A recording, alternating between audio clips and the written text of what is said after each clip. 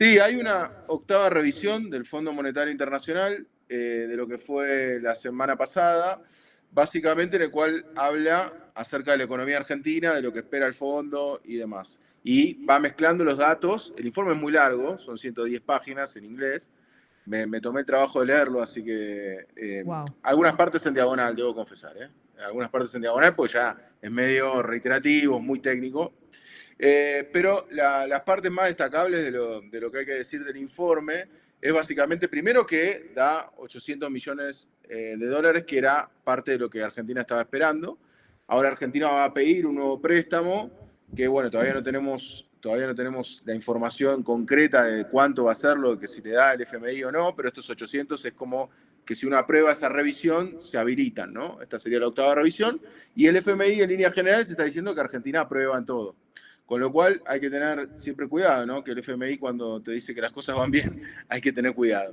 Pero bueno, en definitiva destaca muchas cuestiones del gobierno. La verdad que dice que sobrecumplieron las metas fiscales, o sea, por esta Ujú. cuestión del superávit fiscal, que incluso lo sobrecumplieron, o sea, que no solamente cumplieron ahí, sino que justamente da un superávit con cierto margen, incluso. Esto incluso lo asume Milei, dice que se pasaron de rosca con el ajuste, ¿no? No en esta última entrevista, sino en una anterior, él ya había dicho esto. Así que después, con lo para mí más destacable es la cuestión del frente cambiario. Básicamente, el FMI no está de acuerdo con que se mantenga el cepo, ¿no? Lo dice de manera muy política, muy light y demás. Pero básicamente, si uno lee entre líneas ese informe, lo que está sugiriendo es que tiene que haber una unificación cambiaria, lo cual, dice llanamente, es una devaluación. Que es un poco lo que veníamos contando las últimas veces que hablamos de economía ahí en SRL, justamente fue que básicamente una devaluación es inminente, o sea, es una cuestión de tratar de prolongar un poquito más esta supuesta estabilidad, pero que en realidad tendríamos que esperar eso en estos días. De hecho, hoy, como último día hábil de la semana, fue el día que más vendió dólares el gobierno desde que está. O sea que eso ya es una señal de alarma que el Banco Central tuvo que salir a vender dólares. Si bien el saldo global es positivo, esto también siempre lo destaco, ¿no? Hasta ahora el gobierno, uno de los pocos logros que se le puede asignar es la acumulación de reservas, pero ese único logro ahora se está desvaneciendo. Así que, en definitiva, lo que podemos ver del fondo es que ve una economía, en cierto sentido, que cumple lo que ellos piden. Lo único que faltaría para cumplimiento total sería la apertura del cepo, por lo cual no sería ilógico que estos fondos que le da el gobierno, que le daría el Fondo Monetario Internacional al gobierno, sean a cambio de la apertura del cepo. Con lo cual yo creo que es un tema complejo. Para mí, con el tema del cepo, con la debilidad que tenemos, no sabemos dónde puede terminar el dólar. Y alguien que diga cuánto va a terminar, miente, porque básicamente debiéramos entender cuál es toda la oferta y demanda de dólares que hay, cosa que no podemos saber justamente porque hay un cepo. Así que, en definitiva, me parece que las perspectivas son, a mi modo de ver, cuando el FMI dice estas cosas hay que tener cuidado, porque justamente estamos llevando a la receta del FMI, que la receta del FMI en Argentina siempre que se llevó adelante no fue mal. Esperemos que esta sea la excepción. Así que, Complejo igual, o sea, vamos a volver a algo que hablamos ya, pero y lo vamos a repetir hasta el cansancio, hasta que se solucione. Si efectivamente el FMI llega a dar como cierto visto bueno con el tema del cepo, o bueno, esto que lo dice de manera velada, pero si efectivamente inicia conversaciones oficiales para decir, dale, vamos con este desembolso y empezar a abrir el cepo, yo creo que en este momento nos trae una complicación enorme, enorme como país, y estaríamos ante un escenario que podría empeorar muy rápidamente, algo que estamos tratando de evitar todos en nuestra imaginación, aún estando en contra del gobierno, como no queremos que todo se vaya a la mierda. Y ese escenario, la verdad que sería un aceleracionismo, pienso, ¿no? Desde mi futurología como no economista. Pero bueno, yo digo que el mercado va a convalidar un dólar a 1.500 y que con ese dólar a 1.500 nos hacemos mierda. sí, puede ser. Es difícil establecer el dólar por el hecho de que realmente, si yo quiero pensar que hay algo de previsión dentro del gobierno. Yo sé que es difícil, que en todos los temas los vemos muy improvisados, ¿no? Pero si hay un poco de previsión o si hay una persona quizás dentro del gobierno que tiene más experiencia, Caputo, malas experiencias para nosotros, pero quiero decir, yo quiero pensar que el RIGI lo armaron con algunos inversores dispuestos a desarrollar esta actividad extractivista en el país. Entonces, Bien. si realmente entran muchos dólares por el RIGI ya aprobado, suponemos, no sé en cuánto tiempo, en estas semanas, no sé cuándo será, quiero decir, ahí posiblemente entren esos dólares, entonces ahí el tipo de cambio puede no irse tan arriba, ¿no? A costa de regalar recursos, pero en definitiva estamos hablando no de ética, sino estamos hablando de una cuestión de cuántos dólares se ofrecen y cuántos dólares se demandan. Así que a mí me parece que puede ser que el dólar inicialmente se estabilice. El tema es que, como le gusta hablar al presidente, el equilibrio general te va a dar un dólar muchísimo más arriba. Entonces es una cuestión de siempre ir pateando la pelota. Que ojo, no es algo exclusivo de este gobierno, ¿no? De hecho, el cepo lo mantuvo Alberto Fernández justamente porque no quería hacerse cargo de esa devaluación que se tendría que haber hecho, no porque esté bueno que se devalúe, sino porque en definitiva son cuestiones inevitables los flujos de ingreso y de egreso de dólares, ¿no? Todos aprendimos a duras maneras que el cepo era necesario en la Argentina. Sí. Bueno, es la mala comunicación de los progresismos que se ve que no son muy buenos en su comunicación. ¿Qué más tenés para contarnos o que tengas ganas de charlar? No, después ahí justamente me preguntaron en el chat, que nunca contesto el chat porque nunca tengo tiempo para El hacerlo chat mientras estoy hablando. está prendido fuego por la presencia de nuestro chat, ¿eh? Ah, bueno, yo Quieren ahora no lo todas tus estoy falacias leyendo libertarias. porque si lo veo no los veo a ustedes, bueno, nada. Porque estoy en Meet acá conectado. Bueno, me preguntaron, lo único que llegué a leer antes de aparecer fue por el tema de la pobreza y por la medición multidimensional de la pobreza, que eso alguna vez lo abarcamos muy de costado, pero quiero decir, la medida que INDEC va a presentar por semestre es unidimensional. O sea, es por ingreso, nada más. Entonces, no tenemos el dato oficial del INDEC. El último dato dio 41,7 al cierre de Alberto Fernández de diciembre. Lo que vamos a tener es el dato reciente cierre de junio y lo vamos a tener recién para septiembre. Así que falta un montón para tener el dato oficial. Lo que sí tenemos son las estimaciones de la UCA y de Ditela, que da aproximadamente en el primer trimestre un 55%, 56% de salto de la pobreza.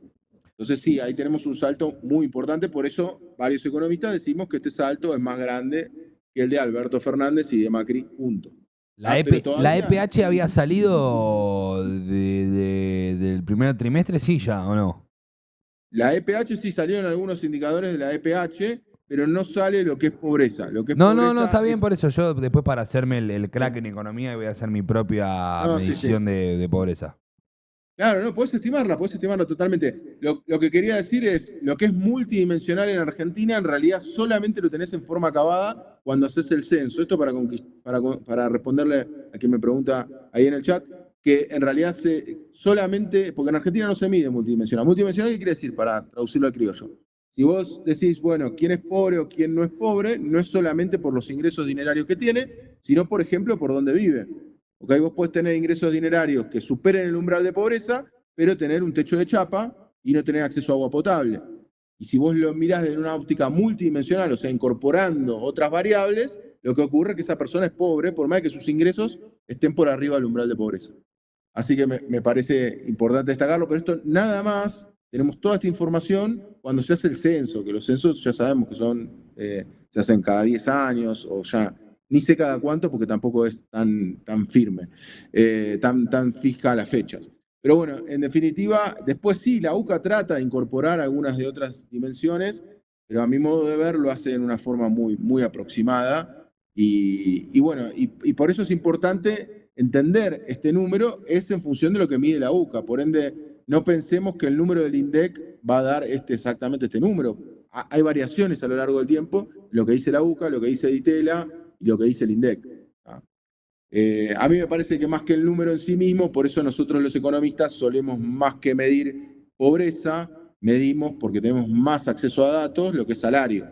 Y eso se estuvo hablando mucho de este tema, porque efectivamente, y sobre todo para que no nos volvamos locos con este dato, lo que va a ocurrir es que en estos meses los datos que, de hecho, recién los estaba volviendo a revisar bien en detalle, están dando cierto grado de aumento de salarios, pero ojo con esto, es en el mensual. Yo sé, alguno me podrá decir, che, este tipo está loco, ¿qué aumento de salario? No aumenta ningún salario. No es tan así, porque ¿qué es lo que ocurre? Ocurre algo como lo que ocurre con las jubilaciones. Cuando vos empezás a ajustar por inflación pasada, lo que te puede ocurrir es que en el mes de mayo, en el mes de junio, te dé un aumento de 2, 3 puntos. ¿tá? Pero sin lugar a dudas no va a alcanzar toda la caída que hizo Milei de salarios. ¿tá? Pero eso es propio del desfasaje de la inflación y de los salarios. ¿no? Un sindicato se sienta y negocia el ajuste salarial y obviamente tiene en cuenta la inflación pasada y trata de ajustar hacia adelante. Y si la inflación medianamente se estabiliza, lo que ocurre es que vos podés tener algunos meses de un pequeño salto en el salario. Con lo cual esto, con la liberación del cepo, y te lo uno con el tema anterior, es una bomba de tiempo. Supongamos que efectivamente haya un mayor poder adquisitivo. En Argentina, y más con una economía abierta, aumentan las importaciones y por ende el tipo de cambio se te va al demonio, ¿no? Porque lo que encontramos es, ¿cómo se determina el tipo de cambio? Los dólares que entran menos los dólares que ingresan, en esa oferta y demanda, o sea, en ese cruce que se da entre oferta y demanda, se establece el precio. Vamos. Entonces, si nosotros las importaciones las liberamos y esos dólares se empiezan a demandar en mayor cuantía de los que ingresan, tenemos un despelote tremendo que se nivela generalmente devaluando. Entonces, digo, todo este contexto es complejo y no es sencillo y está todo interlazado. O sea, que en realidad si al gobierno le va un poquito bien, ojalá eso ocurra, se le desmadra el frente cambiario que está que estuvo hasta ahora estabilizado a causa de la recesión, porque exportábamos más e importábamos poquito porque el consumo era muy bajo. Vos sabés que te lo voy a comentar y lo voy a leer textual porque me parece importante. Hoy la gente de cartoneros de la UTEP y del MTE, o sea, de la UTEP en general y del MTE, publicaron, decía, hace unas semanas se abrieron las importaciones de bobina de papel celulosa y recortes de cartón desde Brasil, generándole una baja desde el 40 hasta el 60% a nuestro sector. O sea, tenemos un gobierno tan de mierda que están dejando sin trabajo a los cartoneros por la importación indiscriminada de productos. Digamos, estamos muy bananeros, muy bananeros. Es que yo te digo la verdad, o sea, hoy en día si vos tenés algún tipo de emprendimiento y tenés una perspectiva de que Milei va a durar estos 4 años que tiene de mandato y ni te cuento si dura 8, tenés que poner un ojo en el comercio exterior. O sea, es un error.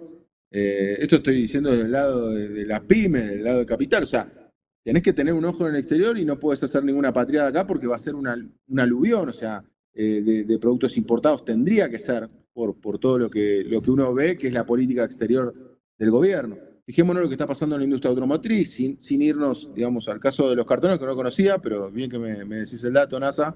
Digo, en el sector automotriz, que justo hablé con una fuente del sector que me dice que están esperando todavía una baja peor. O sea, ellos no ven todavía el piso en el sector automotriz, que también tiene un componente importado importante. Así que, en definitiva, me parece que lamentablemente, como todos estamos viendo esto es lo que ocurre generalmente con la economía, ocurre con las acciones de las empresas, ocurre lo que ocurre en la bolsa, es que todos tratamos de anticiparnos a los procesos, ¿no? Para no quedar desfasados y para no quedar mal ubicados en la situación actual. Entonces me parece que también las pymes empiezan a mirar más allá afuera, las grandes empresas también, porque saben de qué va este gobierno y eso acelera estos procesos. Entonces, no me llama la atención lo que me contabas, pero sí, yo pienso que las pymes van a empezar a mirar más hacia afuera y menos de producción local, porque este gobierno no tiene ningún tipo de incentivo para la producción local. Lo del RIGI es quizás la mayor expresión de eso, ¿no? Es decir, le doy los beneficios a las grandes multinacionales y pagan menos ganancias que una pyme argentina. Pagan menos impuestos que una empresa argentina e incluso, si tienen algún problema, van a juzgados del exterior y no nacionales como tiene que hacer una pyme argentina. Entonces, en definitiva, me parece que son todas problemáticas y creo que lo de la ley hay que ver finalmente cómo queda el texto. Digo, pero también lo de la reforma laboral creo que es importante y va en ese sentido. Ya ni el gobierno lo disimula, va a haber un aumento del desempleo también, que eso es lo que se espera. Y en definitiva, creo que, bueno, las privatizaciones van en el mismo sentido. También ahí estuve leyendo mucho que se vincula mucho las privatizaciones con la falta de dólares. Generalmente las privatizaciones terminan siendo por chauche de palitos. O sea, lamentablemente es así. Yo no creo que se hagan, o sea, no quiero decir que una buena privatización, no sé, primero que no creo que haya buena privatización, ¿no? Siempre pienso que, y esto es una premisa muy de las derechas en general, ya lo excede un poco a mi ley, es esta cuestión de que siempre el Estado maneja siempre mal las empresas, ¿no? Eso por default. ¿Por qué? Porque se basan en la teoría o lo que explicaba Milton Friedman acerca de que siempre quien administra cosas que no son de uno las administra mal. Con lo cual, eso es totalmente falso, porque vos tenés empresas multinacionales que vos ni conocés a los accionistas y el CEO de la empresa puede ni ser accionista y administrarla de la mejor manera posible. Entonces, en definitiva, lo que ahí necesitas son mandos profesionales o con expertise en el sector. Pero en definitiva, esta cuestión de privatizar a mí me parece que nos va a llevar a un mal camino. Hay que ver finalmente cómo quedan, con tanto ida y vuelta, hay que ver finalmente qué empresas quedan. Ojalá que no quede ninguna, pero sé que van a quedar algunas. Y bueno, en pos de eso hay que tratar de ver que finalmente que termina la ley, ¿no? Bien. ¿Algo más, querido, o te despedimos? No, nada más, era breve, aunque sea para no perder el hilo de tenerlos al tanto de la economía. Así que bueno, salvo que no haya algo más en el chat o algo que quieran decir, estoy acá tratando de seguir desde afuera todo lo que pasa allá, pero bueno. Y No después, sigas. Tomate unos días, no siga lo que pasa acá porque... pero bueno, los estuve escuchando muy atentos, muy buenas las columnas de todos, Te muy entretenidas. extrañamos, Guido. Gracias, yo también. querido. Nos hace falta. Disfruta mucho, te extrañaremos. Seguí subiendo fotos, historias. Charlamos cuando quieras. Te mandamos un gran abrazo.